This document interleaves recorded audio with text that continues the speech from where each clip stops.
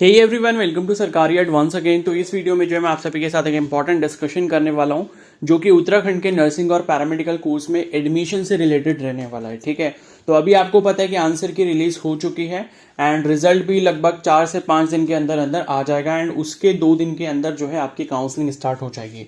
तो काउंसलिंग के टाइम तक और एडमिशन के टाइम तक आपको कौन कौन से डॉक्यूमेंट्स की नीड यहाँ पर होने वाली है वो हम लोग इस वीडियो में देखने वाले हैं। ठीक है, तो भले ही मैंने यहाँ पर ये लिखा है कि ये बीएससी नर्सिंग और पैरामेडिकल कोर्स के लिए, लेकिन ANM, GNM, post basic nursing, MSc nursing सभी के लिए वीडियो काफी ज्यादा इंपॉर्टेंट है। ठीक है, तो एएनएम के लिए जो अलग से डॉक्यूमेंट जिसकी नीड पड़ेगी वो मैं बता दूंगा, या जीएनएम के लिए जो अलग से डॉक्यूमेंट की नीड पड़ेगी वो मैं अलग से इंक्लूड कर दूंगा इसी वीडियो में, और जो पोस्ट बेसिक नर्सिंग के लिए अलग डॉक्यूमेंट चाहिए होगा वो इंक्लूड कर दूंगा। बाकी ये सारे डॉक्यूमेंट्स तो सबको चाहिए ही होंगे। ठीक है, तो ये वीडियो आप प्लीज पूरा एंड तक देख लो और चाहो तो एक पेपर लेके और पेन लेके इन डॉक्यूमेंट्स को नोट कर लो और अभी से जो है इनको अपनी फाइल में कलेक्ट करना चालू कर दो। ठीक है, क्योंकि आप अगर मानकर चलो मतलब ये है कि जो फर्स्ट राउंड की काउंसलिंग होगी वो आपकी लगभग 15 जुलाई तक एंड हो जाएगी। मतलब ये है कि 15 जुलाई के आसपास कहीं ना कहीं फर्स्ट राउंड वालों के एडमिशन हो जाएंगे।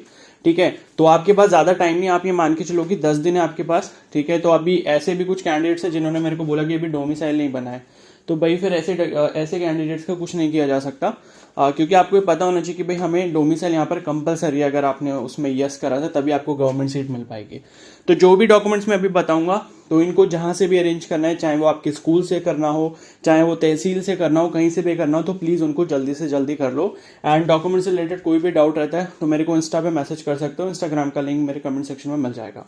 ठीक है, तो स्टार्ट कर लेते हैं। तो मैंने बोला सभी कोर्सेज के लिए, चाहे बीएससी नर्सिंग हो, पैरामेडिकल हो, ठीक है, या फिर एएनएम हो, जीएनएम हो, या फिर पोस्ट बेसिक नर्सिंग हो, एमएससी नर्सिंग हो, तो सभी कोर्सेज के लिए ये वीडियो मैंने बनाई है।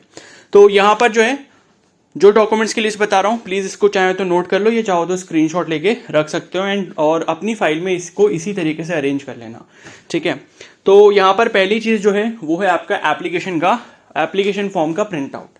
ठीक है, तो जब आपने एप्लीकेशन फॉर्म फिल करा था तो आपने प्रिंट आउट जो है वो या तो सेव करा होगा या फिर निकलवा के रखा होगा। अगर निकलवा के रखा था तो अच्छी बात है, वही अपनी फाइल में लगा लो अभी, और नहीं निकलवा के रखा था तो उसका प्रिंट आउट प्लीज निकाल लेना। ठीक है, तो फॉर्म जब आपने फिल करा था, जब अप्लाई करा था, वो वाले फॉर्म का प्रिंट आउट। तो पहली चीज तो ये हो गई। दूसरी है रिजल्ट का प्रिंट आउट। तो देखो अभी रिजल्ट आया नहीं है, रिजल्ट की क्या है, पीडीएफ आएगी। ठीक है, और उस पीडीएफ में क्या होगा, हर कैंडिडेट के मार्क्स, उसकी ओवरऑल रैंक, उसकी स्टेट रैंक, उसकी कैटेगरी रैंक, सारी चीजें सब दे रखा होगा उसमें। ठीक है, तो रिजल्ट प्रिंट आउट का मतलब यह है कि पूरे रिजल्ट का प्रिंट आपको नहीं निकालना है। रिजल्ट में जिस पेज के ऊपर आपकी रैंक, आपके मार्क्स, आपका नाम लिखा होगा वो वाले पर्टिकुलर पेज का प्रिंट आउट निकाल लेना। मान लो अगर 15 पेज की पीडीएफ आई है तो उसमें मान लो चौथे पेज पे आपका नाम दिया हुआ है जहां पे आपके मार्क्स, आपकी रैंक, ये सब लिखा है, तो उस चौथे वाले पेज का प्रिंट आउट निकाल लेना, वो आपको चाहिए हो सकता है। ठीक है, तो एक तो रिजल्ट का प्रिंट आउट हो गया, ये अभी नहीं है, जब आएगा तब निकालना। तीसरी चीज है एडमिट कार्ड। ठीक है, तो एडमिट कार्ड आपके पास रखा ही होगा, और जो बीएससी नर्सिंग वाले कैंडिडेट हैं प्लीज 11 जून वाला एडमिट कार्ड नहीं चलेगा, 18 जून वाला जो एडमिट कार्ड था वो रखना अपने पास। ओके, तो एडमिट कार्ड आपके पास होगा, किसी के पास नहीं है तो दोबारा से प्रिंट आउट कर लेना, क्योंकि पीडीएफ फाइल तो आपने सेव कर रही होगी, और पीडीएफ फाइल भी नहीं है तो लॉग इन करके चेक कर लेना, हो सकता है मतलब देख लेना, अभी भी शायद लिंक आ रहा है उसको डाउनलोड करने का। वैसे तो एडमिट कार्ड आपके पास होगा ही। ठीक है, तो एडमिट कार्ड हो गया। उसके बाद फोटोग्राफ्स हैं, तो पासपोर्ट साइज फोटोग्राफ जो है वो कम से कम 5 होने चाहिए, और अच्छा तब रहेगा जब आप फोटोग्राफ वही वाला लेकर रखो अपने पास जो आपने एप्लीकेशन फॉर्म में अपलोड किया था।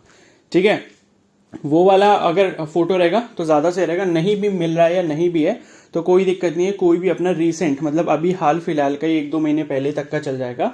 तो पासपोर्ट साइज का जो फोटोग्राफ है कम से कम 5 रखना, 10 रखोगे तो ज्यादा सही है, कम से कम 5 तो आपके पास होने ही चाहिए। उसके बाद नेक्स्ट है डोमिसाइल सर्टिफिकेट, जिसे हम हिंदी में स्थायी निवास प्रमाण पत्र बोलते हैं, जो ये बताता है कि आप उत्तराखंड के निवासी हो। तो निवास प्रमाण पत्र जो उत्तराखंड का है वो आपको अपने पास संभाल के रखना है।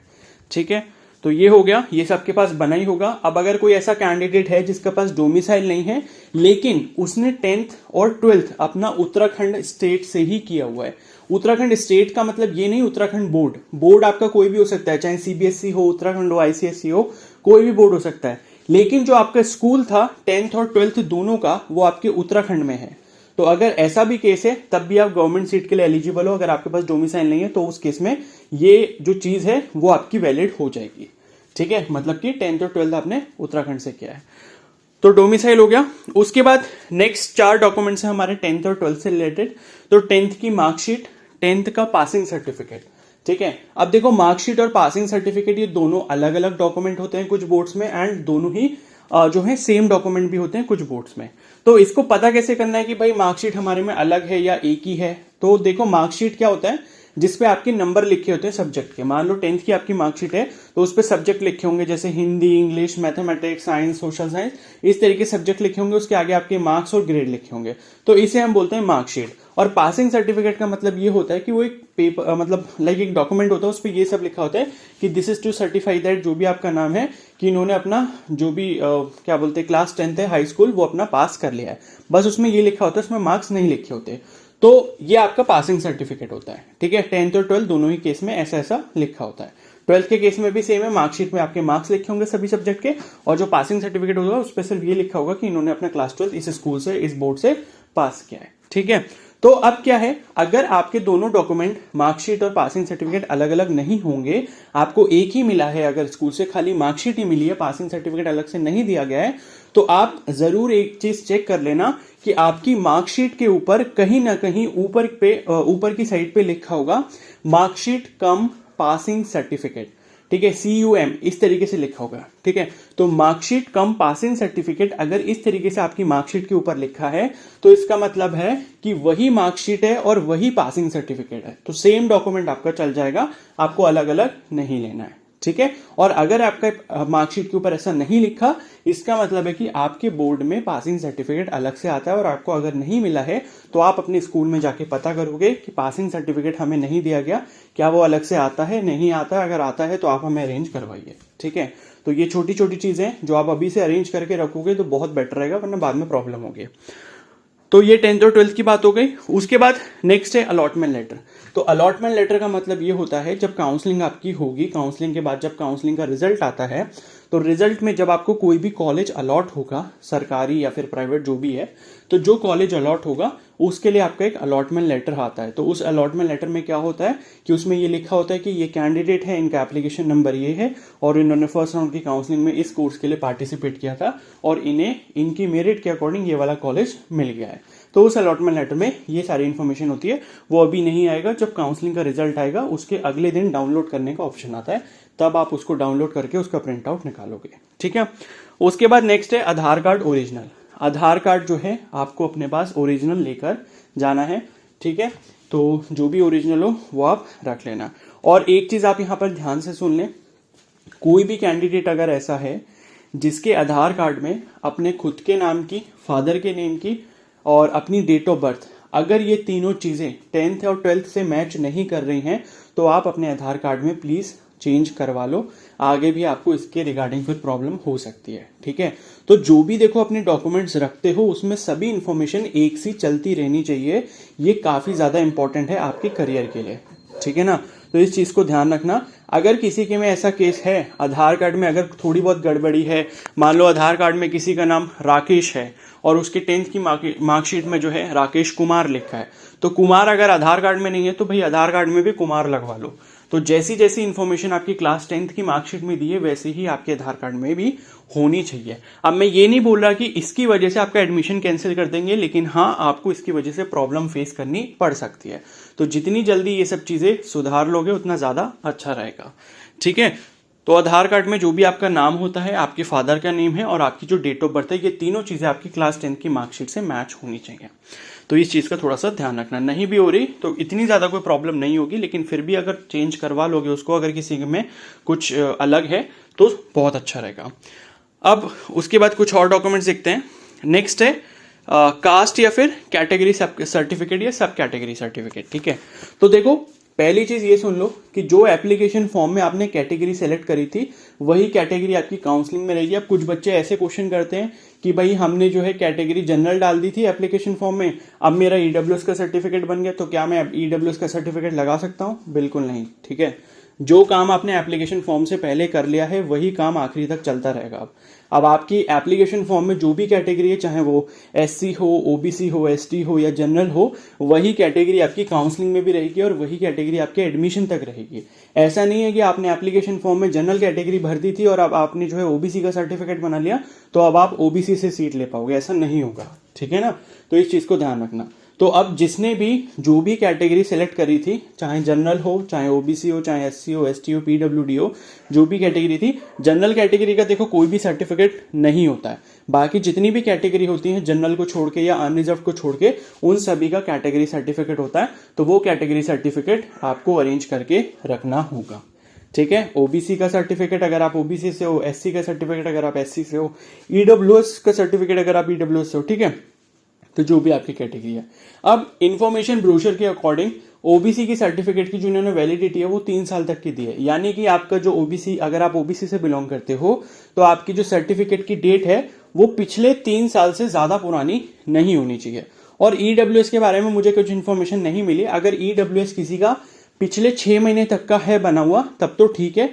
अगर पिछले 6 महीने से ज्यादा डेट पहले की है उसकी, मतलब कि अभी मान लो जून चल रहा है, अगर जनवरी से पहले का है तो जनवरी से अगर किसी के पहले का है तो प्लीज उसको रिन्यू करवा लेना। ठीक है, क्योंकि ये सब चीजें फिर आपकी वहां पर नहीं मानी जाएगी। आप बोलोगे नहीं नहीं सर मैं कल आके करवा दूंगा, EWS रिन्यू करवा लूंगा, तो वो नहीं मानेंगे। ठीक है, तो 6 महीने आई थिंक इसकी डेट होगी, मुझे कंफर्म नहीं पता, फिर भी एक बार खुद से इन्फॉर्मेशन ब्रोशर देख लेना, मैं खुद से भी देख लूंगा। 6 महीने नहीं होगी तो 1 साल होगी, but I am not sure. लेकिन फिर भी 6 महीने हर जगह क्राइटेरिया होता है, तो मैं उसके अकॉर्डिंग बता रहा हूँ।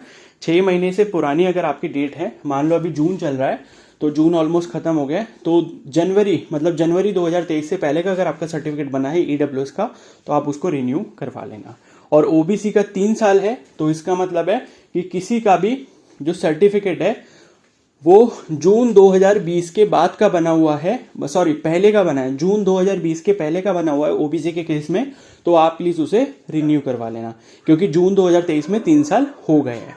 ठीक है, और तीसरी चीज है, मान लो SC और ST कैटेगरी है तो इनके लिए कोई भी कैटेगरी सर्टिफिकेट का डेट का कुछ भी इशू नहीं होता। आपका 4 साल पुराना हो, 5 साल पुराना हो, 8 साल पुराना हो, कोई भी दिक्कत नहीं है।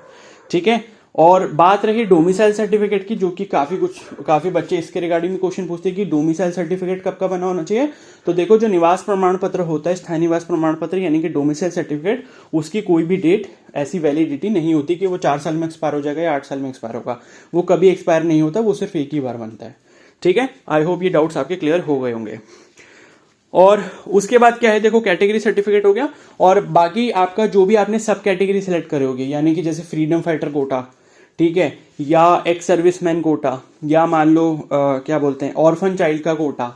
ठीक है, और जो भी है, मतलब किसी अगर NCC होता है इसमें, पता नहीं मेरे को याद नहीं आ रहा NCC वाला है या नहीं है।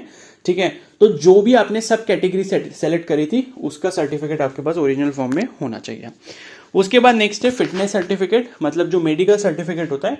ये आप क्या करना, जब आपका सीट अलॉटमेंट का रिजल्ट आ जाएगा, यानी कि फर्स्ट राउंड के काउंसलिंग का जब आपका रिजल्ट आ जाएगा, तो रिजल्ट आने के तुरंत बाद ही जब हॉस्पिटल ओपन होगा, जो भी आपके आसपास नजदीकी सरकारी अस्पताल होगा, वहां से जाके एक मेडिकल फिटनेस सर्टिफिकेट बनवा लेना। ठीक है, तो जब आप डॉक्टर से बोलोगे कि भाई मेरे को मेडिकल फिटनेस सर्टिफिकेट बनाना है, तो उनको बता देना कि मेरे को यहाँ पर इस कॉलेज में सीट मिल गई है और यहाँ पर एडमिशन के लिए मुझे फिटनेस सर्टिफिकेट चाहिए, तो वो उसके अकॉर्डिंग आपका फिटनेस सर्टिफिकेट बना देंगे। 150 से 200 रुपये आई थिंक लगते हैं उसके। तो कोई भी जो भी आपके आसपास सरकारी अस्पताल है वहां चले जाना। ठीक है, तो ये फिटनेस सर्टिफिकेट वहां से बन जाएगा।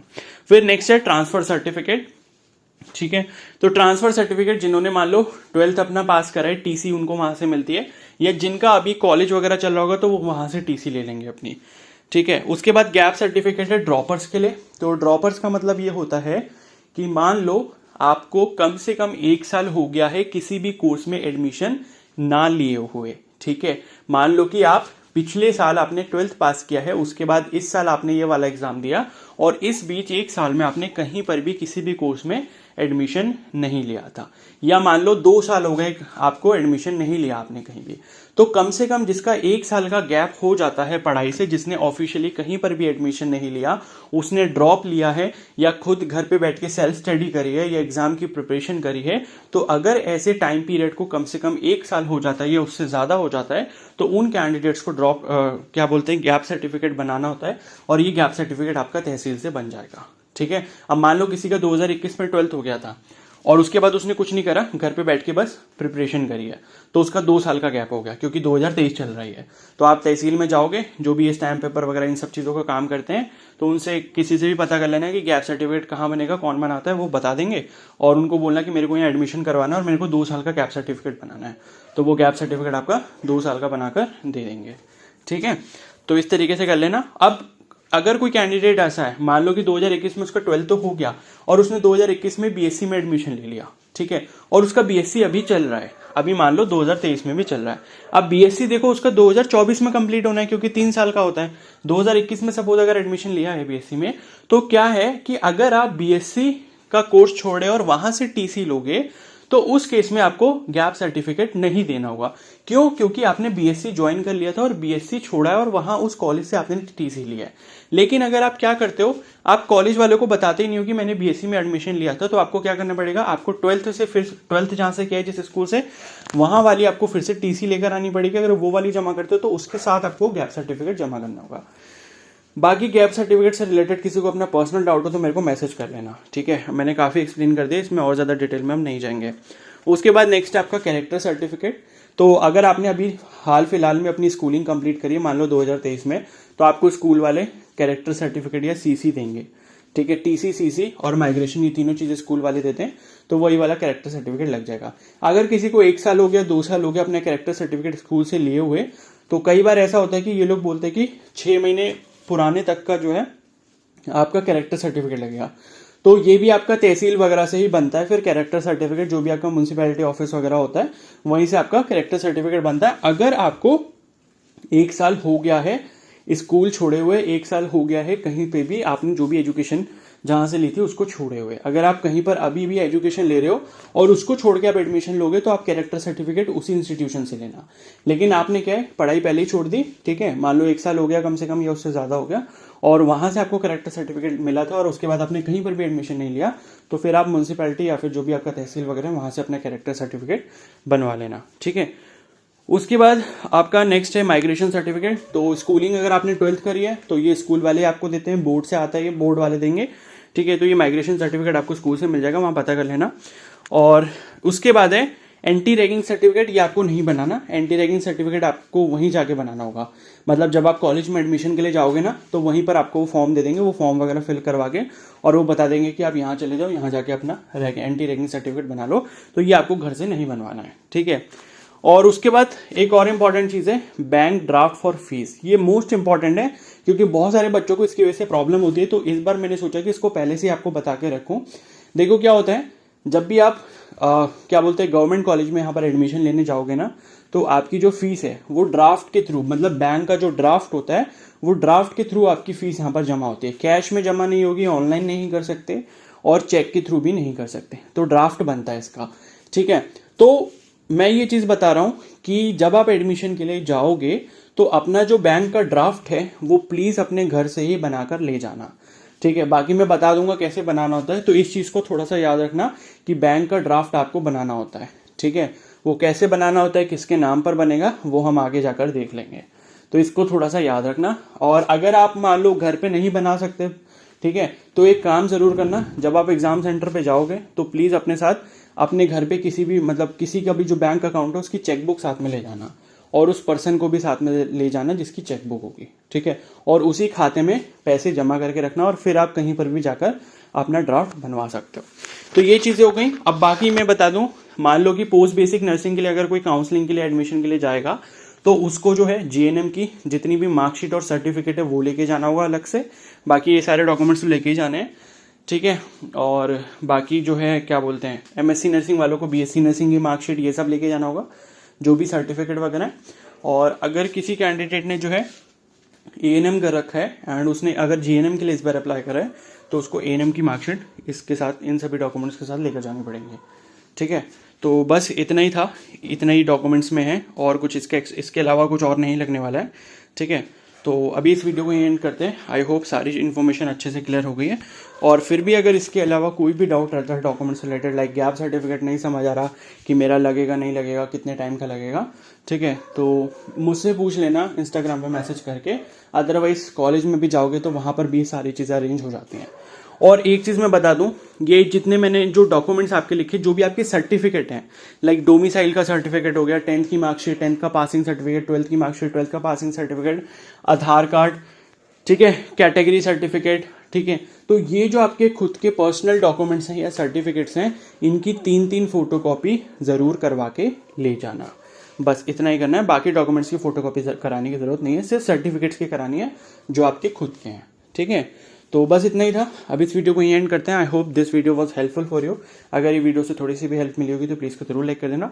चैनल पर नए तो सब्सक्राइब कर लो और बेल आइकन को प्रेस कर लो ताकि फर्दर अपडेट्स काउंसलिंग से रिलेटेड आपको फ्यूचर में भी मिलते रहें। Okay, so thank you and have a nice day.